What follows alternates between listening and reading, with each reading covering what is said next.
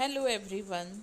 In our previous video, we were discussing the definition of democracy and features of democracy, and we have discussed the very first feature from NCERT book of democracy, major decision by elected leader.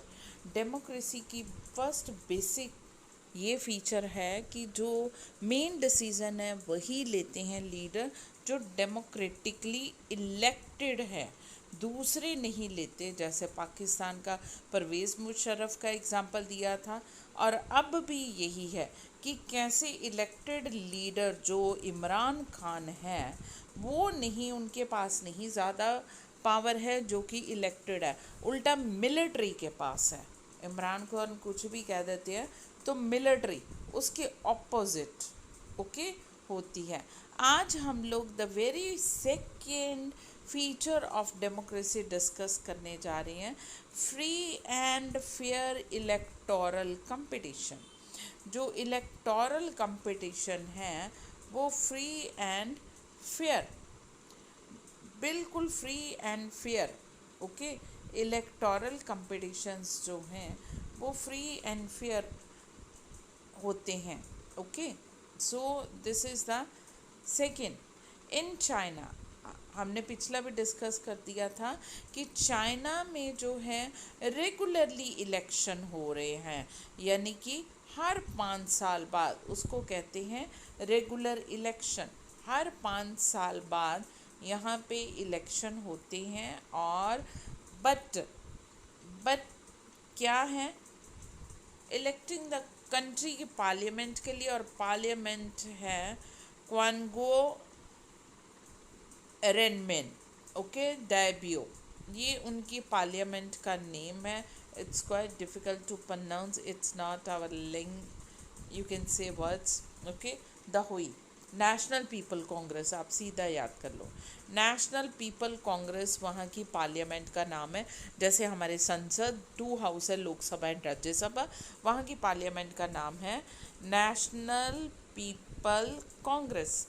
और national people Congress जो है ये power में appoint, has power to appoint the president, ये अपने president को भी appoint करती है, और has nearly 3000 member elected from all over China। इसके टोटल हमारे मेंबर हैं लोकसभा के टोटल 450, मैक्सिमम 455, अभी प्रेजेंटली 442 हैं, और राज्यसभा के 250 हैं। बट चाइना के पार्लियामेंट के नेशनल पीपल कांग्रेस के टोटल मेंबर है 3000, जो पूरी की पूरी चाइना से इलेक्ट होते हैं। Some members are elected by army. ये तो कोई डेमोक्रेसी ना हुई कि कुछ एक मेंबर जो हैं वो आर्मी इलेक्ट करेगी, बट ये चाइना में होता है। ठीक है, ये कुछ एक मेंबर जो हैं वो आर्मी इलेक्ट करेगी। बिफोर कंटेस्टिंग, इलेक्शन जो है होने से पहले क्या है, candidate need the approval of the Chinese Communist party. समझ गए ना, मैंने प्रीवियस वीडियो में बताया था कि वहाँ पे वन पार्टी, सिंगल पार्टी है चाइनीज़ कम्युनिस्ट पार्टी, और किसी ने इलेक्शन लड़ना है, किसी भी कैंडिडेट ने, तो चाइनीज़ कम्युनिस्ट पार्टी की अप्रूवल, स्वीकृति, मंजूरी लेनी ज़रूरी है। हमारे यहाँ पे तो किसी की नहीं ना, इलेक्शन कमीशन देखता है कि वो सारे की सारी जो भी हैं कॉन्स्टिट्यूशन की गाइडलाइन के अकॉर्डिंगली पूरी की पूरी रिक्वायरमेंट फिल कर रहा है, तो उसको परमिशन होती है पहले फॉर्म। वह यहाँ पे चाइनीज़ कम्युनिस्ट पार्टी एक कॉन्स्टिट्यूशन, एक लॉ है, एक कानून है, सबने उसका कहना मानना है। ये है only those who are member of Chinese Communist Party, और जो वही इलेक्शन लड़ सकते हैं जो चाइनीज़ कम्युनिस्ट पार्टी, और 8 smaller party align toward allowed to contest election.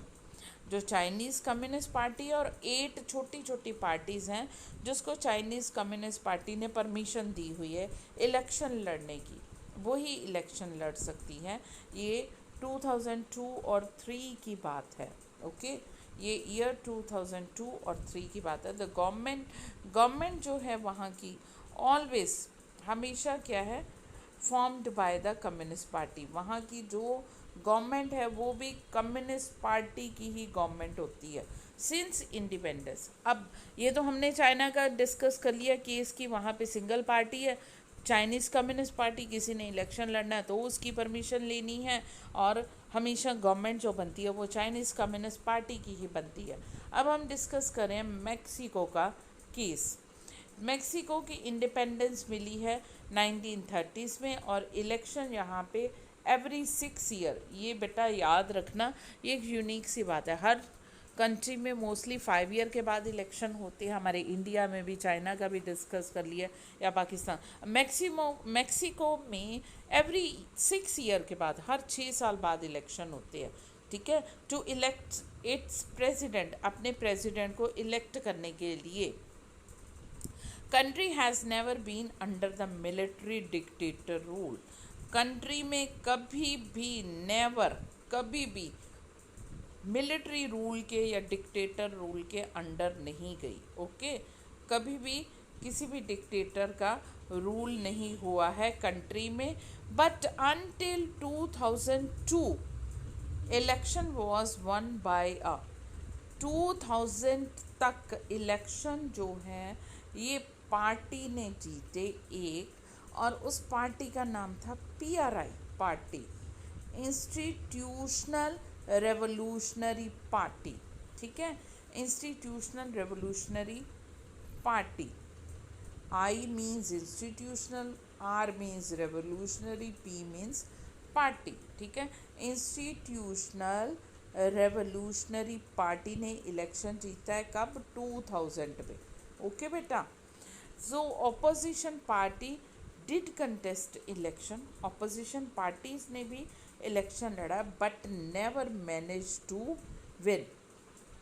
Okay, 2000 के बाद पीआरआई पार्टी यानी कि जीतती आ रही है। ऑपोजिशन पार्टी इलेक्शन लड़ रही हैं दिखावे के लिए, ऑपोजिशन पार्टी भी कंटेस्ट इलेक्शन लड़ रही हैं, but never manage to win, कभी भी वो जीत नहीं पाई हैं। पीआरआई पार्टी जो है was known to use many dirty tricks, और पीआरआई पार्टी का भी पता है कि वो डर्टी ट्रिक्स यूज़ करती है, ठीक है। Dirty tricks to win election, election जीतने के लिए डर्टी ट्रिक्स यूज़ कर रही हैं। और वो डर्टी ट्रिक्स कौन कौन से हैं ये हम लोग चेक कर लेते हैं। All those who were employed in there, सारे के सारे जो उनकी गवर्नमेंट जॉब और गवर्नमेंट ऑफिस में काम करते हैं, ठीक है, had to attend all party meetings. जो भी गवर्नमेंट एम्प्लॉयज़ हैं, गवर्नमेंट जॉब करते हैं, उनको पार्टी की, पीआरआई पार्टी की सारी मीटिंग्स अटेंड करनी ज़रूरी है। टीचर्स ऑफ गवर्नमेंट स्कूल के टीचर को फोर्स किया जाता है कि वो पेरेंट्स को, जो उनके स्कूल में पेरेंट्स हैं, उनको फोर्स करें कि वो पीआरआई पार्टी को ही वोट करें।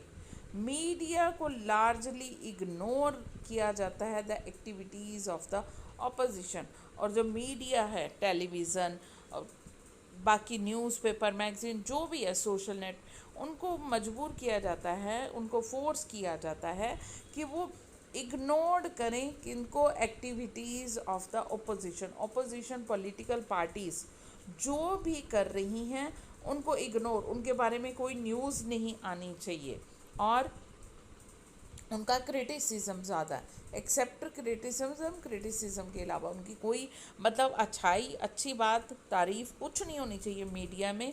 ऑपोजिशन की पार्टी की हमेशा बुराई होनी चाहिए। देन नेक्स्ट है समटाइम्स, कई बार ऐसे हो जाता था जहाँ पे उनको पता लगता था कि यहाँ से हमारे फेवर में वोट नहीं जानी, तो क्या होता था, some time the polling booths were shifted from one place to another.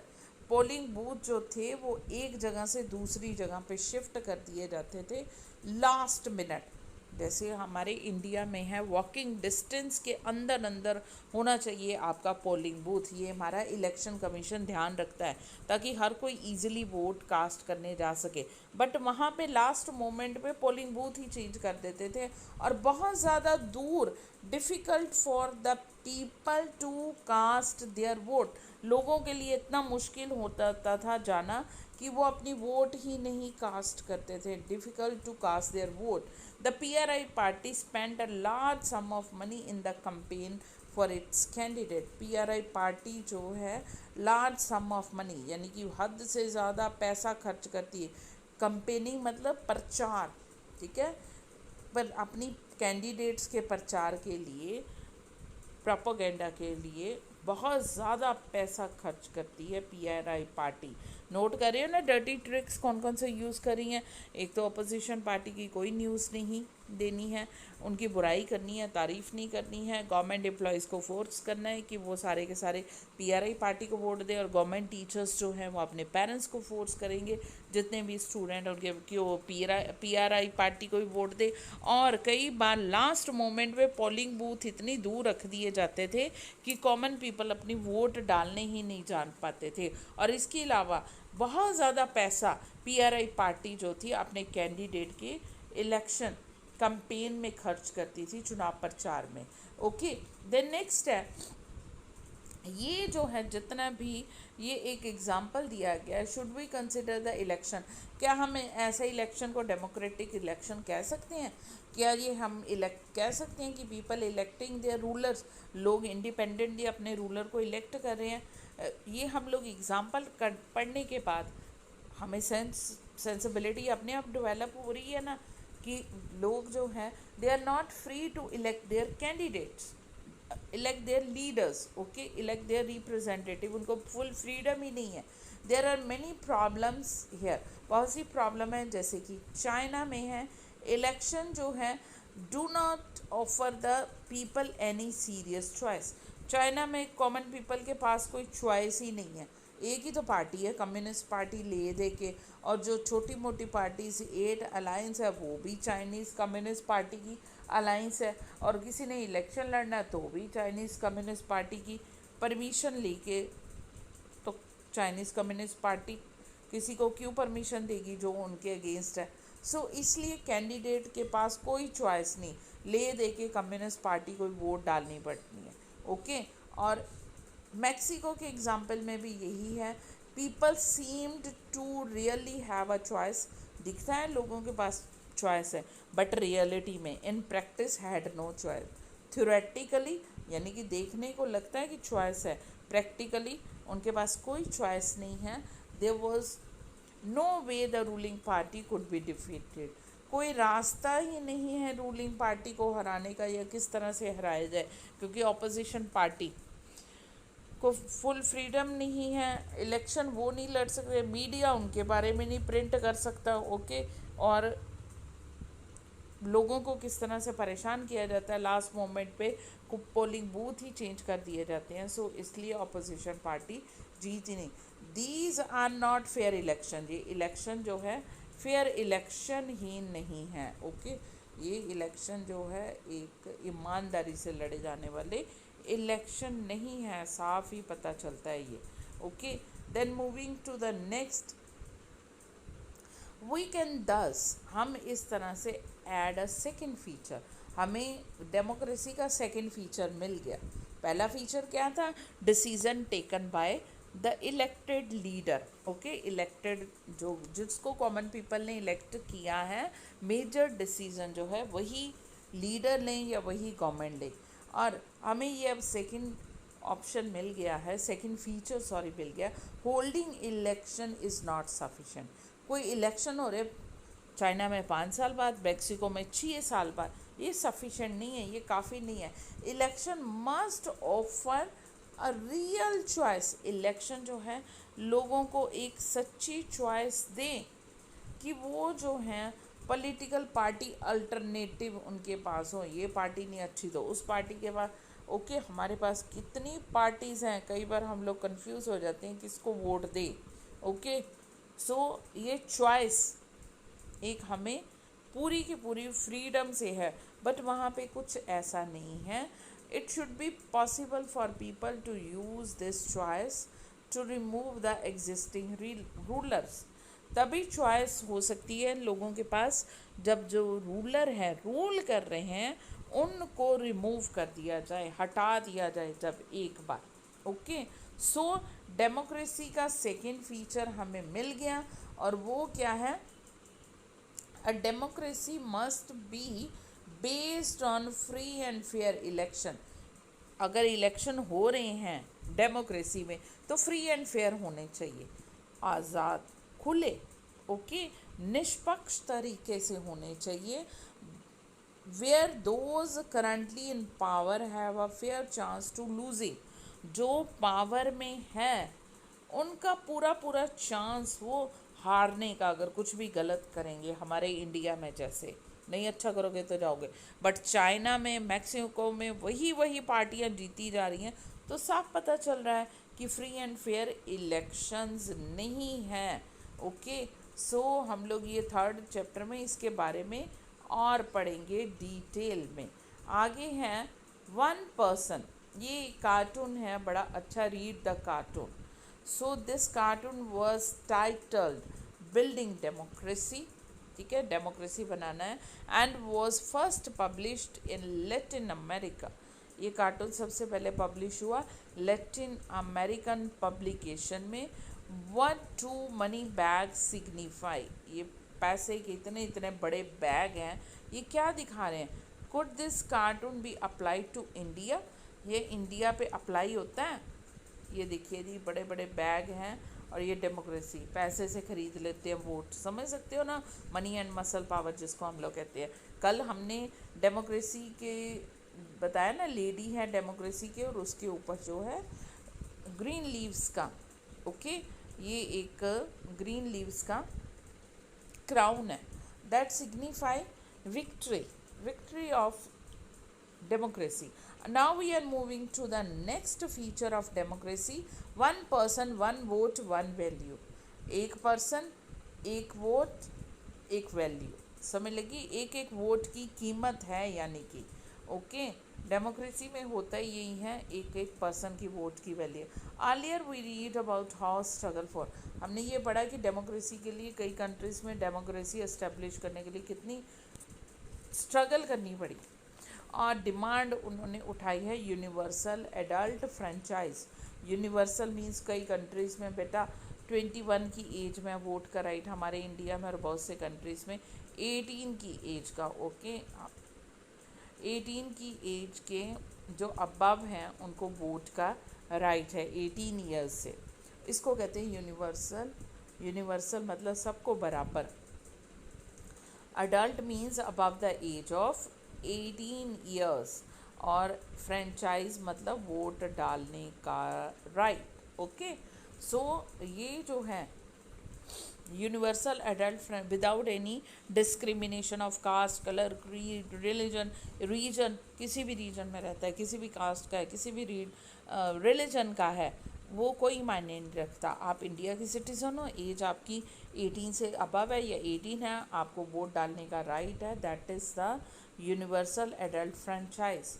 ये प्रिंसिपल जो है has now come to be accepted almost all over the world. अब ये जहाँ जहाँ पे भी डेमोक्रेसी है ये नहीं भी एक्सेप्ट किया जा रहा है पूरी दुनिया में, yet there are many instances of denial of equal right, but बहुत से एग्ज़ाम्पल हमें अभी भी मिलते हैं जब ये जो है यूनिवर्सल एडल्ट फ्रेंचाइज का पता चलता है कि पूरी तरह इम्प्लीमेंट नहीं है इक्वल राइट टू वोट, सबको बराबर नहीं है राइट टू वोट मिला हुआ।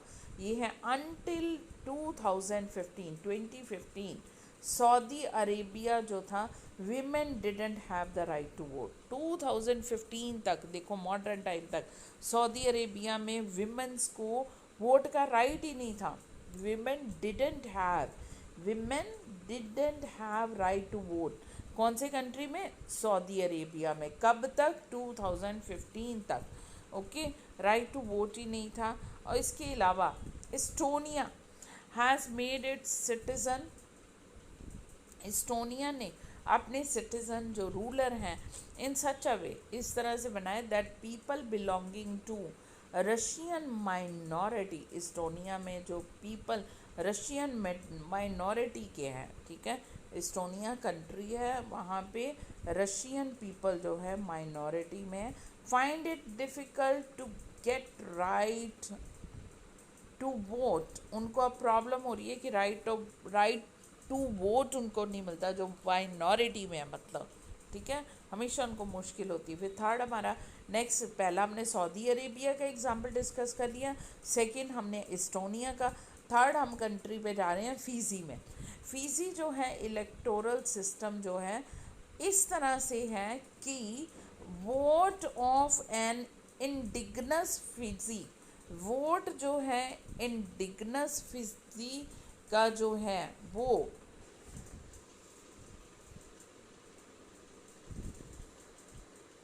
हाँ जी बेटा, जो फीजी में है वहाँ पे जो रहने वाले लोग हैं उनको वोट डालने का राइट है, ओके। बट फीजी में जो इंडियन है इंडेंचर्ड लेबर बनकर चले गए, जैसे कि श्रीलंका में श्रीलंकन तमिल और इंडियन तमिल्स थे इंडेंचर्ड लेबर में। Fiji has more value than that of Indian Fijian, जो इंडियन है वहाँ पे रहते फीजी में, उन लोगों को कम वैल्यू, उनकी वोट की कम वैल्यू है मीन्स। तो ये डिस्क्रिमिनेशन जो है one person one value, one vote one value के अगेंस्ट है। डेमोक्रेसी जो है इसलिए based on the fundamental principle, democracy का फंडामेंटल प्रिंसिपल ही यही है कि political equality, one person one vote one value, equal value of each and every vote है। सो थर्ड फीचर हमें मिल गया यहाँ पे डेमोक्रेसी का। In democracy each adult citizen must have one vote and each vote must have one value. हर जो citizen है adult citizen वो उस कंट्री का है, कुछ एक कंट्री में मैंने बताया ना 21 ईयर की एज पे राइट टू वोट ग्रांट किया जाता है, हमारे कंट्री और काफ़ी दूसरे भी कंट्री में 18 ईयर्स एज है। हमारी कंट्री में भी पहले 21 था, अब 18। सो 18 की एज के ऊपर वोट का राइट हो विदाउट एनी डिस्क्रिमिनेशन, उसको राइट टू वोट, ओके, उसको कहते हैं one value one person one vote. इन ये डेमोक्रेटिक प्रिंसिपल फुलफिल करता है। अब पहले नेक्स्ट फीचर डिस्कस करने से पहले ये कार्टून हम लोग देख लेते हैं, read the cartoon, okay. At last one man one vote, at last मतलब आखिरकार हमें वन मैन वन वोट का राइट मिल गया, और ये वोट यहाँ पे आई लाइक्ड इट, मुझे ये बहुत पसंद है, better when I was the one man and one vote, okay. मैं वन मैन वन वोट का राइट जिन कंट्रीज़ में मिला उनका शो करे है। ये कार्टून है किस कंट्री का, लेट्स चेक, और कहाँ क्या है ये। वो कार्टून जो है about the Iraqi election, Iraq में इलेक्शन हुए हैं आफ्टर सद्दाम हुसैन रजीम। आपको पता है सद्दाम हुसैन को ओवरथ्रो कर दिया गया था, ओके, बाय अमेरिकन आर्मी। सो ओवरथ्रो के बाद ये दिखाया गया है कि वहाँ के लोग कैसे बाज में बिहाइंड द बार जैसे जेल में थे, कैद में थे। तो ये कार्टूनिस्ट जो है ये कंपेयर करा मैसेज जो है ये दिखा रहा है कि cartoon with the first, okay, chapter के साथ ये रिलेटेड है कि वहाँ के लोगों को वोट का राइट मिल गया, तो वो कितने खुश हैं कि एट लास्ट उनको मिला।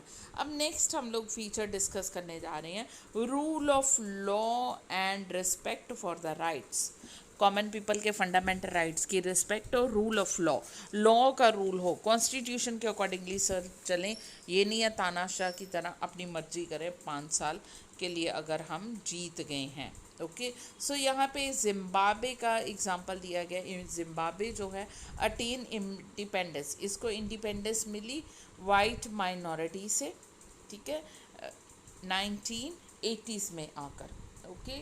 यहाँ पे वाइट पीपल का दबदबा रूल और पहले भी स्लेव था ये, और 1980s में आके इसको इंडिपेंडेंस मिली। और कंट्री जो है सिंस देन, तब से लेकर ये कंट्री के ऊपर ruled by ZANU PF party rule कर रही है, और ये पार्टी बहुत ज़्यादा रिस्पेक्ट करते थे लोग, क्योंकि फ्रीडम स्ट्रगल में इन्होंने पार्टिसिपेट किया था, और इसके लीडर थे Robert Mugabe. Robert Mugabe ZANU PF party, कौन सा country, Zimbabwe country. Okay, Zimbabwe country में ज़ानू पीएफ पार्टी और रॉबर्ट मुगाबे लीडर है और यही जीतते आ रहे हैं। इलेक्शंस जो हैं यहाँ पे भी regularly always won by ZANU PF. Election जो है रेगुलरली हो रहे हैं यहाँ पे, बट हमेशा ज़ानू पीएफ पार्टी जीती है और उसका प्रेसिडेंट जो है रॉबर्ट मुगाबे पॉपुलर लीडर है। बट जो है अनफेयर प्रैक्टिसेस, फिर वही हो गया कि दिखावे के इलेक्शन हो रहे हैं, रियलिटी में डर्टी ट्रिक्स यूज़ हो रहे हैं, अनफेयर प्रैक्टिसेस यूज़ हो रही हैं इलेक्शन जीतने के लिए। Over the year government has change the constitution. और तो और पावर में आने के बाद रॉबर्ट मुगाबे जो ज़ानू पीएफ पार्टी के लीडर हैं, उन्होंने कॉन्स्टिट्यूशन लॉ ही चेंज कर दिया अपनी मर्जी से several time to increase the power of the president. उन्होंने कॉन्स्टिट्यूशन को कितनी बार, सेवरल टाइम मतलब कितनी बार चेंज किया, और चेंज को किया इंक्रीज द पावर, अपनी पावर को बढ़ाने के लिए, क्योंकि वो प्रेसिडेंट थे, ठीक है। और प्रेसिडेंट की पावर को बढ़ाने के लिए लॉ ही बदल दिया जी, कॉन्स्टिट्यूशन ही बदल दिया to make him less accountable. वो रिस्पॉन्सिबल नहीं, आंसरेबल नहीं, अकाउंटेबल नहीं किसी भी काम के लिए, कुछ गलत वो सारा काट दिया। ऑपोजिशन पार्टीज और वर्कर्स जो हैं were harassed and their meeting disrupt. Opposition party कुछ भी अगर रैली या मीटिंग्स या प्रोग्राम्स रखते हैं उनमें रुकावट पैदा की जाती है, उनको परेशान तंग किया जाता। और पब्लिक जो थी प्रोटेस्ट या डेमोन्स्ट्रेशन जो भी है, रोष या उनके विरोध में जो भी लोग भी करते हैं, तो गवर्नमेंट जो थी उनको इलीगल, ये गैर कानूनी काम हो रहे हैं जी, हरकतें, एक्शन ली जाएगी, डराती थी या लगा देती थी। There was a law that limit, law था जो प्रेसिडेंट की पावर को लिमिट कर सकता था, the right to criticise. Okay, अब उसको भी ख़त्म कर दिया। ओके, टेलीविज़न जो था, ठीक है, television and radio were controlled by the government. Law है कि प्रेसिडेंट को क्रिटिसाइज़ कर सकते हैं, अब उसको भी लिमिट कर दिया क्या कि कोई प्रेसिडेंट की बुराई भी नहीं कर सकता, वो भी इलीगल है। और जो भी टेलीविज़न है, मीडिया है, वो गवर्नमेंट का कंट्रोल है and give only ruling party version, और खाली रूलिंग पार्टी की प्रेज में ही उसकी ही प्रोग्राम जो वो कर रही है वही। देयर वर इंडिपेंडेंट, कुछ एक इंडिपेंडेंट न्यूज़पेपर है बट उनको भी इंडिपेंडेंस, आज़ादी नहीं। अब पहले साइड वाला हम रीड कर लेते हैं कार्टून। ये देखिए जी, यहाँ पे है why talk about Zimbabwe. Zimbabwe का क्यों रीड करें? I read similar report from many parts of own country, why don't we discuss that. हमारे अपने कंट्री में कई बार ऐसे हुआ है, हम उनके बारे में क्यों नहीं डिस्कस करते, ये है। अब है लकली हमारे कंट्री में इतना बुरा नहीं, क्योंकि सोशल मीडिया ही आज इतना है। चलो कुछ एक चैनल होंगे, टेलीविज़न होंगे किसी ना किसी पार्टी के फेवर में हैं, बट सोशल मीडिया इतना एक्टिव है और गवर्नमेंट इसको रोक नहीं सकती।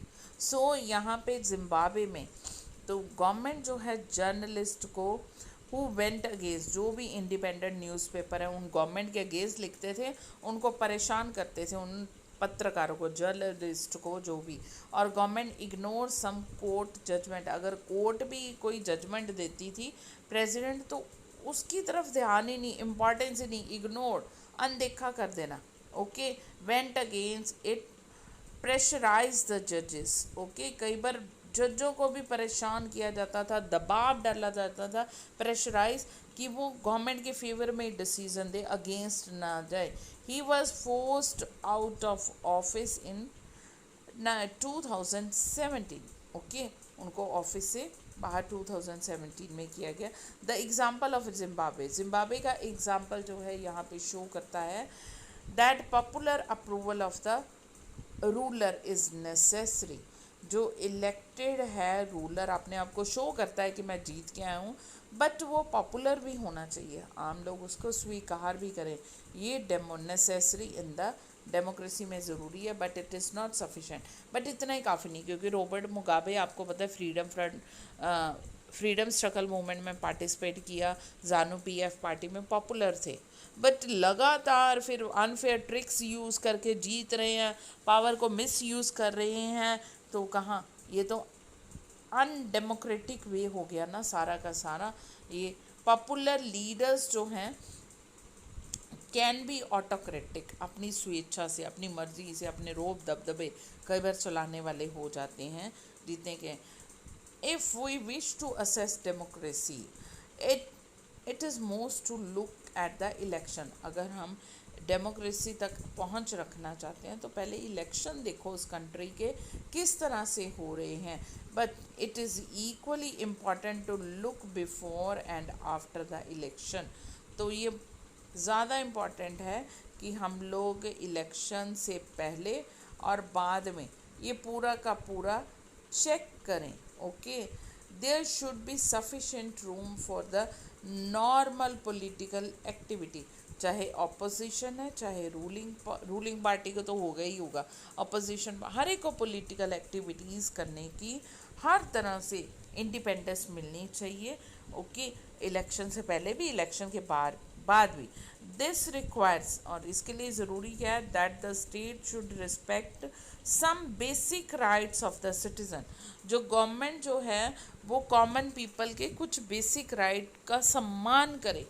दे should be free to think, लोग जो हैं वो अपना सोचने, फ्रीली सोचें, ओपिनियन, अपने विचार प्रकट करने की उनको आज़ादी होनी चाहिए पब्लिकली, ओके, आम लोगों को। और इन फॉर्म ऑफ अपनी पीसफुल एसोसिएशन, संगठन बनाना, प्रोटेस्ट, अगर कुछ गवर्नमेंट का नहीं हमें पसंद तो प्रोटेस्ट भी कर सकते हैं, take other political action, and कोई अदर पॉलिटिकल एक्शन भी लेने को इंडिपेंडेंट हो। हमारे कंट्री में जैसे अब पीसफुल प्रोटेस्ट चल रहा है फार्मर्स का, फार्मर लॉ के अगेंस्ट, तो ये डेमोक्रेसी की निशानी है कि हर एक को फ्रीडम हो प्रोटेस्ट करने के लिए। एवरीवन शुड बी इक्वल, हर एक जो है, एक तो डेमोक्रेसी में everyone should equal in the I of law, कानून के सामने सब बराबर हों, यानी कि कुछ भी गलती की है, चाहे वो मिनिस्टर हो, चाहे प्राइम मिनिस्टर हो, चाहे ऑर्डिनरी पर्सन, सेम सज़ा मिलेगी, सेम गलती के लिए, सेम जुर्म के लिए। These right must be protected, और जितने भी राइट कॉमन पीपल को मिले हैं उनको प्रोटेक्ट किया जाना चाहिए by an independent, okay, judiciary, court यानी कि न्यायालय बिल्कुल इंडिपेंडेंट होने चाहिए, जो कॉमन पीपल के फंडामेंटल राइट को प्रोटेक्ट करें। कोई भी पावर में हो वो अपनी पावर को मिस यूज़ करके कॉमन पीपल के राइट को ना छीने। ऑर्डर आर ओबेड बाय, और जो भी ऑर्डर कोर्ट दे उसको सारे ओबे करें, चाहे रूलर हो, सम्मान करें न्यायालय का, जुडिशरी का। ये हम लोग वैसे डिटेल में 5th चैप्टर में पढ़ लेंगे। सिमिलरली अब बताया गया है, there are some condition that apply in this way, ये कुछ एक कंडीशन है जो गवर्नमेंट पर अप्लाई होती है कि is run after the election, कि किस तरह से इलेक्शन के बाद गवर्नमेंट चलाए। Democratic government can not do what ever, एक बार इलेक्शन जीत गए, चाहे मेजॉरिटी, एब्सोल्यूट मेजॉरिटी मिली है गवर्नमेंट को, तो ये ना हो कि इलेक्शन के बाद कि मेरे को एब्सोल्यूट मेजॉरिटी, जो मर्जी मैं करूं, अनलिमिटेड पावर यूज़ कर सकती हूँ मैं। Not at all, that government must not think कि ऐसा कुछ होगा। जो भी उसको पसंद है, वट एवर इट लाइक, जो भी उसको पसंद है जो मर्जी करे, okay, not at all. Respect करना है बेसिक रूल्स जो है, यानी कि कॉन्स्टिट्यूशन, मेनली जो हमारा कॉन्स्टिट्यूशन है, यानी कि rule of law, okay, constitution में है रूल्स लिखे हुए, उसको हमने ओबे करना है और ये चलना चाहिए बेल। यस बेटा, सो ये जो है कॉमन जो है मानना पड़ेगा सबको, रूल्स, कोई भी पार्टी हो, कोई भी पावर में हो, रूल्स को, कॉन्स्टिट्यूशन को ओबे करेगा। In particularly respect some guarantees to the minorities, minorities की भी रिस्पेक्ट करनी है, उनको कुछ गारंटी, विश्वास, आश्वासन खास देना है। Major decision has to through, जितने भी डिसीज़न लिए जाएं ये ना हो कि एब्सोल्यूट पावर है तो absolute decision, not at all. Consultation, सबके साथ सलाह मशवरे के साथ चलना है। Every office bearer has certain rights and responsibility, हर एक के राइट है और जिम्मेवारियाँ भी है, रिस्पॉन्सिबिलिटी है जो कि हमारे कॉन्स्टिट्यूशन ने असाइन की है। ओके, और लॉ ने, कॉन्स्टिट्यूशन एंड लॉ ने असाइन की है। हर ऑफिस, हर कोई जो काम कर रहा है, अगर उसको राइट दे दिए हैं तो उसकी रिस्पॉन्सिबिलिटी है और ये अकाउंटेबल है, यानी कि आंसरेबल, उनको जवाबदेही उनकी बनती है, not only to the people but also to the other independent officials, और भी जितने भी ऑफिशियल्स हैं उनके लिए भी, और हमारे कॉन्स्टिट्यूशन।